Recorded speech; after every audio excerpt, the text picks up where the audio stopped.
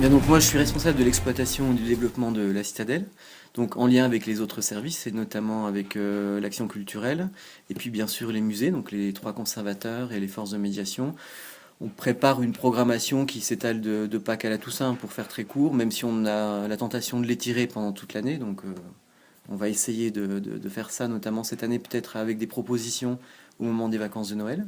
Mais l'essentiel de la programmation, c'est l'été. Et là où on a le plus de fréquentation, donc on, à peu près 110 000, 120 000 personnes entre mi-juin et mi-septembre. Public très familial, donc l'objectif c'est d'avoir une programmation ouverte à tous, grand public, mais tout en étant exigeante. Donc la programmation, essentiellement, ce sont ce qu'on a appelé les interludes du printemps et de l'automne, donc les dimanches après-midi, une programmation assez légère, plutôt tournée vers le théâtre, la musique, pour tous les publics. Et là, on fait appel plutôt à des professionnels, des comédiens, des artistes ou des musiciens locaux. Et puis, on a, pendant vraiment la haute saison, deux compagnies différentes qui viennent proposer des balades nocturnes théâtralisées. Donc là, les balades nocturnes théâtralisées, 3 semaines, du mercredi au samedi. C'est le même format pour tout le monde. Et il y a un cahier des charges relativement strict qui leur demande de respecter, en tout cas d'utiliser et de valoriser l'histoire du site. Donc ça, c'est la première des choses. Et d'être donc en spectacle itinérant avec des passages obligés par les remparts, puisque c'est aussi ce que demandent les visiteurs en nocturne, c'est de pouvoir admirer la ville et la citadelle en pleine nuit. Alors après, on repartira à l'automne sur les interludes, donc tous les dimanches jusqu'au 2 novembre. Et probablement, on va essayer de réserver quelques nouveautés, quelques surprises pour la période de Noël. Donc on est en train d'en discuter. En tout cas, des propositions adaptées notamment aux enfants, au jeune public. Voilà, donc ça c'est la programmation tout public. Et puis à côté, on a effectivement développé cette année une programmation jeune public avec des ateliers, avec des animations. Donc par exemple, du 12 juillet au 17 août, dans la salle qu'on appelle le hangar aux manœuvres, on a trois ateliers pour jeunes publics. Donc un atelier plutôt historique, les petits Vauban, un atelier plutôt scientifique, le Géorium, un atelier ludique pour les tout petits, les 3 à 5 ans, un atelier où on crée des masques dans l'esprit des masques du XVIIe siècle. Et puis la quatrième activité qui est hébergée dans cet endroit, c'est Portrait d'époque. Donc Portrait d'époque, c'est une activité qu'on avait créée l'année dernière, qui est une animation pour tout le monde, pour toute la famille. L'objectif, c'est de plonger au cœur du XVIIe siècle grâce à des costumes qui ont été créés par une costumière de théâtre qui s'appelle Jessica Gerassi, qui s'est inspirée des tableaux du XVIIe siècle pour recréer avec de très beaux tissus des costumes que tout le monde peut enfiler. Ils sont adaptables aux morphologies diverses et variées. Et donc on a comme ça la possibilité de se faire photographier entre amis, en famille, à deux ou tout seul, avec je dirais un photographe de grand talent qui restitue ça de façon assez magistrale. Donc c'est un grand succès. Voilà, donc ce qui se passe en plein cœur de l'été dans le hangar aux manœuvres. Et puis à côté de ça, bien sûr, pendant tout l'été, on a une programmation assez importante de visites guidées. Donc on avait les visites guidées qui existaient au muséum depuis déjà plusieurs années, qui ont changé de nom successivement, mais qui globalement reviennent à 3 ou 4 visites avec des heures de rendez-vous précis dans la journée. Donc on a une visite sur les singes, les primates, on a une visite sur les fauves, une visite sur les oiseaux.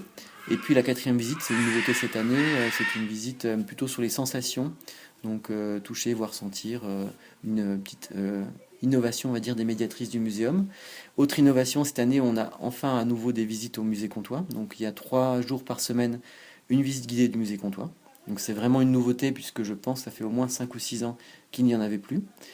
Et puis, on a décidé aussi de ne pas oublier le musée de la Résistance et de la déportation. Donc, pendant l'été, il y a 2 jours par semaine, une sorte de visite atelier, on va dire, d'initiation aux collections du musée de la Résistance par la médiatrice qui s'en occupe. Et puis, bien sûr, toujours les visites historiques du site avec notamment la communication 110, donc la citadelle secrète, qui permet de découvrir la galerie souterraine construite par Vauban entre le front Saint-Étienne et le front Royal. Depuis la fin du mois de mai, à la chapelle Saint-Étienne, donc en plein cœur de la citadelle, l'établissement propose un film très court de 15 minutes, grand public, qui est basé sur une recherche iconographique assez riche et qui retrace donc les quasi 2000 ans d'histoire du mont Saint-Étienne sur lequel est construite la citadelle, mais notamment la période de la construction, donc la fin du XVIIe, la construction décidée par Louis XIV, par Vauban, et puis les années qui ont suivi et également les épisodes où la citadelle a été transformée en prison.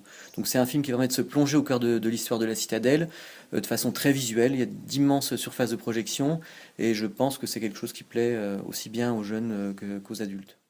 La clinique vétérinaire du muséum est située au cœur du jardin zoologique. J'ai la chance d'avoir du matériel de pointe pour soigner les animaux rares du zoo.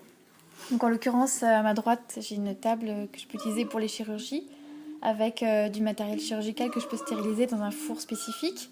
Je peux faire des examens complémentaires parce que j'ai une radiographie, échographe, un fibroscope, un endoscope et puis j'ai de quoi faire des examens de laboratoire juste derrière avec une centrifugeuse et puis un microscope pour faire des examens parasitaires. Et ensuite, j'ai une armoire à pharmacie. Et puis, de l'autre côté, dans les salles que l'on voit là, à gauche, à droite, j'ai une couveuse pour élever les petits animaux ou alors faire du soin intensif après chirurgie. Et ensuite, à droite, il y a des éclosoirs pour les oiseaux pour faire de l'incubation artificielle. D'accord, donc ça veut dire qu'on fait également les naissances ici. Alors, c'est assez rare, c'est-à-dire que la plupart du temps, on laisse les parents élever les petits. Mais quand il y a besoin d'assister, on peut assister. D'accord, et alors donc le quotidien, pour parler vétérinaire, ça consiste en quoi ? Le métier de vétérinaire au quotidien, c'est un peu varié. C'est difficile à expliquer de façon brève parce qu'on fait du soin, effectivement, mais on fait aussi de la gestion de collection, c'est-à-dire quand il y a des naissances ou des départs, on organise tout le côté sanitaire autour de ces événements-là. Et puis, on gère aussi tout ce qui est nutrition, bien-être animal, gestion avec les soigneurs animaliers des infrastructures, ce genre de choses. Bon, ça veut dire que vous chapeautez tous les animaux avec toutes les espèces diverses et variées, ou c'est spécifique à certaines espèces ? Alors, moi, en tant que vétérinaire, je chapeaute toutes les espèces qu'il y a sur le site. Et après, chaque groupe d'espèces est géré par un technicien qui est spécialisé, donc avec qui je travaille. Et chaque technicien donc, est en charge d'une équipe de soigneurs qui est plus ou moins polyvalente sur certains secteurs. Il y a des référents de secteurs et d'autres personnes qui sont très polyvalentes. D'accord, et alors au niveau de l'avenue des animaux, en disant bah, tiens, l'année prochaine on aimerait avoir tel ou tel animal, comment ça se passe ? Alors ça c'est une décision on va dire globale au niveau de l'équipe scientifique du muséum. Donc en l'occurrence ça concerne le curateur des espèces, c'est-à-dire le technicien de l'espèce concernée, les vétérinaires et puis le conservateur en chef. Donc on se dit par exemple, on a envie de présenter un primate parce qu'on a envie de développer telle collection. On sait que cet animal est dispo et très intéressant pour notre plan de collection, c'est-à-dire qu'il va correspondre à nos infrastructures, mais aussi au bilan en fait, qu'on veut faire au niveau conservation. Et ensuite, on organise toute la logistique autour de ça, c'est-à-dire qui va transporter, quel animal va être choisi pour qu'au niveau génétique, ça soit compatible avec un partenaire. Et puis d'où ça va venir, quel est le transporteur, comment ça va arriver chez nous, comment nous on fait pour faire les travaux adéquats pour anticiper en fait la venue de l'animal. D'accord, et donc là il y a eu quelques temps, il y a eu une petite lionne qui était là. Oui. C'est vous qui la soignez, ça se passe comment ? La petite lionne qui est née chez nous ? Oui. Oui, elle est toujours là d'ailleurs. D'accord, et qui vous en occupe ? Non, parce que ça peut être relativement impressionnant. Ah, on les anesthésie, les félins. Alors quand ils sont petits, on les manipule à la main parce que jusqu'à 10-12 kilos, ils sont manipulables comme un chat, c'est-à-dire qu'il faut prendre des gants. On peut faire une contention physique. Par contre, au-delà, on les anesthésie, on les endort en fait au fusil ou à la sarbacane avec des flèches hypodermiques dans lesquelles on a du produit anesthésiant qui du coup se plante dans le muscle et libère le produit à distance. D'accord, et à force de voir les animaux, j'allais dire à longueur de temps, à longueur d'année, on finit par s'attacher. Est-ce que vous avez un souvenir particulier, un bon souvenir avec un animal de la citadelle ? Alors je peux pas dire qu'on s'attache vraiment aux animaux parce qu'en fait ce sont des animaux qui sont sauvages, c'est-à-dire qu'ils ont leur cercle social entre eux et nous les soigneurs ou les vétérinaires on n'est pas considérés dans leur environnement social, le vétérinaire il est considéré comme un stress parce que quand on vient s'occuper d'eux, en fait c'est jamais pour des manipulations qui sont agréables pour eux parce qu'il faut les maintenir en main et ça à partir du moment où on les a en main ça les stresse et donc c'est des mauvais souvenirs pour eux. Même si on les soigne, ils n'ont pas forcément le retour sur ça. C'est comme un bébé. Tout ce qui retient, c'est la douleur de l'injection ou le fait qu'on l'a manipulé, qu'on l'ait mis dans le noir et qu'on l'ait soigné. D'accord, donc eux ne s'attachent pas, Donc mais vous... eux ne s'attachent pas et nous, on a de l'admiration pour ces animaux, mais on ne s'attache pas à un animal en soi parce que ce ne sont pas des animaux domestiques, ce sont des animaux qui sont effectivement dans nos murs mais qui restent sauvages, donc on n'a pas d'interaction, on va dire, affective. Alors j'ai, on va dire, beaucoup d'attachement pour les simus et les propithèques, qui sont des lémuriens, parce que j'aime cette espèce et que du coup je vais les voir souvent, mais eux me le rendent pas, c'est ce que je veux dire. Après, c'est pas vraiment de l'affection, c'est plutôt de l'admiration. D'accord, et au niveau de toutes les espèces, au niveau de la citadelle, ça représente combien d'animaux? Alors, globalement, on a des milliers de poissons, des milliers d'insectes, des centaines d'amphibiens. Après, on a environ une vingtaine de primates, enfin 25 même, on peut dire, 25 oiseaux, puis une dizaine de mammifères un peu plus grands, type carnivores ou tout ce qui est ongulé, etc. Donc en fait, au Muséum de Besançon, on a une spécificité du fait qu'on est dans un endroit qui a une surface restreinte. Depuis quelques années, on a développé une collection plus précieuse et moins grand public, c'est-à-dire qu'on a des animaux qui sont avec une valeur conservatoire très forte. Par exemple, je parlais tout à l'heure des lémuriens, en l'occurrence le grand tapalémur. Il en existe 500 dans la nature, un petit peu plus que 500. Et le propithèque couronné, il en existe 1000 dans la nature. On est 6 zoos dans le monde, enfin en Europe en tout cas, en hébergé. Donc c'est assez exceptionnel qu'ici on ait ces deux espèces-là. Donc ça c'est un exemple qui illustre, on va dire, la sélection assez forte des espèces à fort potentiel conservatoire. C'est-à-dire que c'est des animaux qui sont très rares, pour lesquels il faut agir, et pour lesquels on essaie d'être actif pour les projets de protection dans la nature. C'est-à-dire qu'on est actif à Madagascar, et on va essayer de développer des projets de conservation, d'autres, par exemple, comme les langueurs de François en Chine, ou les sangliers des Visayas et les cerfs du prince Alfred aux Philippines. Donc les missions des zoos actuelles, c'est pas de montrer des animaux.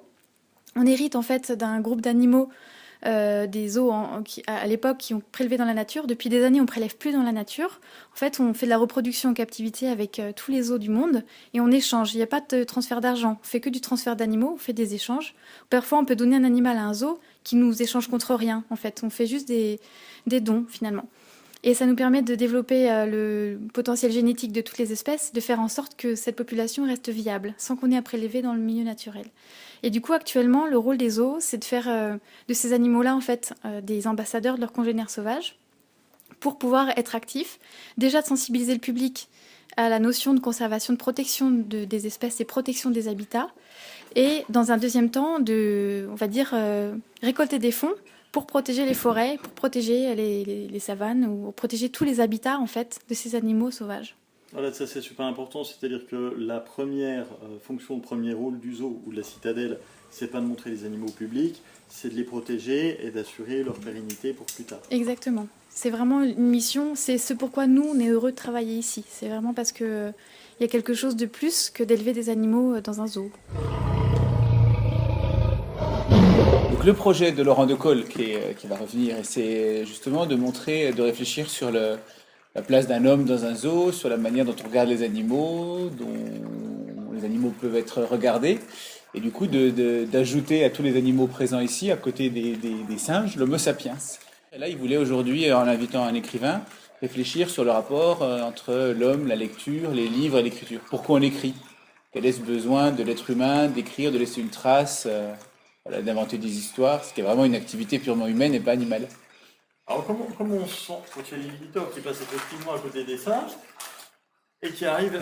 C'est très intéressant de regarder la manière dont le public réagit. Il y en a qui font comme s'ils n'avaient rien vu. Je pense peut-être qu'ils sont surpris ou me voir choqués que ce soit des humains qui soient enfermés, même si c'est un enfermement volontaire et qu'on peut sortir. Il y en a qui viennent, qui posent des questions, qui regardent les plaques qui présentent l'Homo sapiens d'une manière un peu fidèle aux autres, mais un petit peu décalée et ironique. Et le fait d'être là, c'est vrai que c'est étrange. Alors moi, je suis bisontin, donc c'est le zoo où je venais quand j'étais petit, avec tous ces souvenirs qu'on a des zoos. Et du coup, c'est vrai que ça m'avait vraiment plu de participer à même pour une journée, à ce projet. À l'origine de tout ça, il y a une pièce de théâtre, enfin un roman qui s'appelle Un homme au zoo, dont le Centre dramatique national ici m'avait demandé de faire une adaptation pour le mettre en scène, que ce soit dans la programmation des créations de l'année il y a 17 ans de ça. Et bon, je veux aller un peu plus loin que ce que j'avais fait. Et cette fois-ci, il y a un travail en amont qui a été fait avec les spécialistes de la médiation scientifique, vétérinaire, les soigneurs, etc., pour qu'on travaille mieux sur les actions humaines et les rapports qu'il y a entre les actions animales et les actions humaines. Et on s'aperçoit qu'il y a des choses extrêmement troublantes. Par exemple, lorsqu'un humain un Homo sapiens reçoit un autre Homo sapiens chez lui, il l'invite, eh bien, des animaux font ça. On l'ignore souvent, que les animaux font beaucoup de choses comme... Mais il y a une chose, il y a des tas de choses, mais il y en a une en particulier qu'on traite aujourd'hui, par exemple, c'est que les animaux n'écrivent pas. Ça, c'est évident. Mais les animaux ne laissent pas de traces. Par exemple, ne serait-ce que des signes, des choses comme ça, des messages enregistrés, par exemple, sur la pierre. Les animaux ne font pas ça. Enfin, je ne crois pas. Mais je ne pense pas. Et donc, on a parlé un peu de ça avec Arnaud, qui est écrivain, qui est dans ce métier, etc. Il y aura d'autres actions. J'aurai un musicien qui va venir jouer de la musique. Les animaux ne font pas de musique. Mais en même temps, ils produisent des sons, et les oiseaux ont des sons harmonieux, tout ça n'est pas aussi catégorique. Voilà. Donc, et puis si je peux contribuer à ce qu'on observe autrement les animaux, j'en serais ravi. C'est-à-dire que les eaux d'aujourd'hui ne sont pas les ménageries d'il y a 50 ans. Aujourd'hui, on peut travailler davantage sur la biodiversité, comprendre qu'il y a des espèces à sauvegarder, etc. Enfin, je contribue à tout ça. Il y a un travail d'équipe qui s'est fait.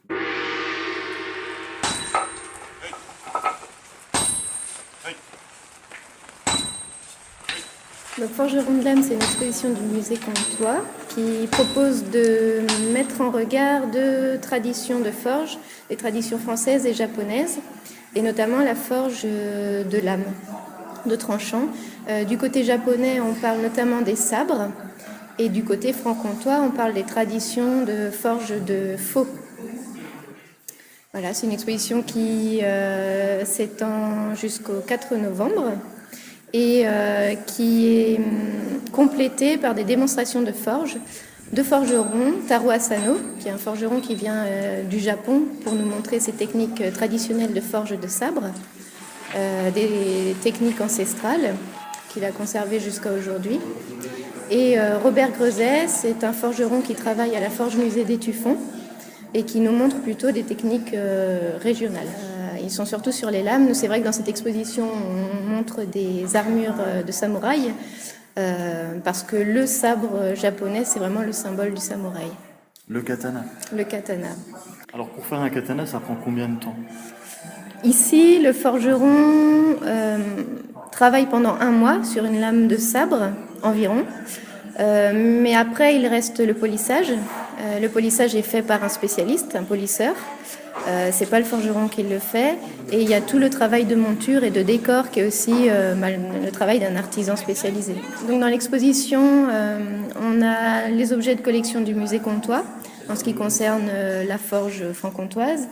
Et pour les objets japonais, ce sont les collections du musée des Beaux-Arts et d'Archéologie de Besançon et les collections du musée de Belfort. Et pour la plupart des objets, ils ne sont pas montrés habituellement au public, donc on les sort de réserve spécialement.